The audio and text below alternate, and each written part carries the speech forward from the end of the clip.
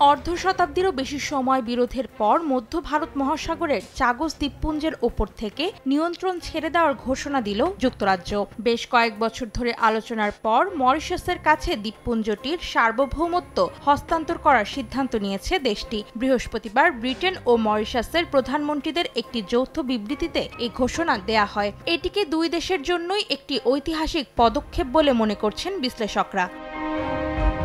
Chagos দ্বীপপুঞ্জ নিয়ে ব্রিটেনের সঙ্গে মরিশাসের বিরোধ অর্ধ শতাব্দীর বেশি পুরনো। 1965 সালে মরিশাসের কাছ থেকে চাগোসের দ্বীপপুঞ্জগুলোকে বিচ্ছিন্ন করা হয়। 1968 সালে ব্রিটেন মরিশাসকে স্বাধীনতা দেওয়ার সময়ে চাগোসের মূল্যস্বরূপ 40 লাখ পাউন্ড দেয়। এরপর দ্বীপপুঞ্জটিকে ব্রিটিশ ইন্ডিয়ান ওশান টেরিটরি ঘোষণা করে সেখানে ইঙ্গো মার্কিন সামরিক ঘাঁটি প্রতিষ্ঠার পরিকল্পনা করা হয়। সে লক্ষ্যে দ্বীপপুঞ্জের প্রায় 1,500 বাসিন্দাকে বিভিন্ন দেশে স্থানান্তর করা হয়। 1971 সালে ব্রিটেন চাগোসের সবচেয়ে বড় দ্বীপ দিয়াগো গার্সিয়াকে যুক্তরাষ্ট্রের কাছে ইজারা দেয়, যা 2036 সাল পর্যন্ত বহাল থাকার কথা রয়েছে। তবে মরিশাস বরাবরই চাগোসকে নিজেদের অংশ বলে দাবি করে। এই বিরোধ নিষ্পত্তির জন্য দেশটি আন্তর্জাতিক বিচার আদালত আইসিজে শরণাপন্ন হলে 2019 সালে আদালত ব্রিটেনের বিরুদ্ধেই রায় দেন। ব্রিটিশ দখলদারিত্বকে অবৈধ অভিহিত করে যত তাড়াতাড়ি সম্ভব চাগোসের নিয়ন্ত্রণ মরিশাসের কাছে হস্তান্তরের পরামর্শ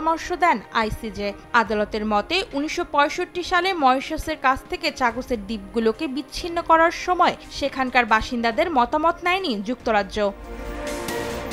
তবে আইসিজের এমন রায় মেনে নিতে নারাজ হয় ব্রিটেন। দাবি করে ওই দ্বীপপুঞ্জের সার্বভৌমত্ব নির্ধারণের এখতিয়ার আদালতের নেই। তবে পরে দ্বীপপুঞ্জ থেকে বাসিন্দাদের জোরপূর্বক অপসারণের জন্য ক্ষমা চায় যুক্তরাজ্য।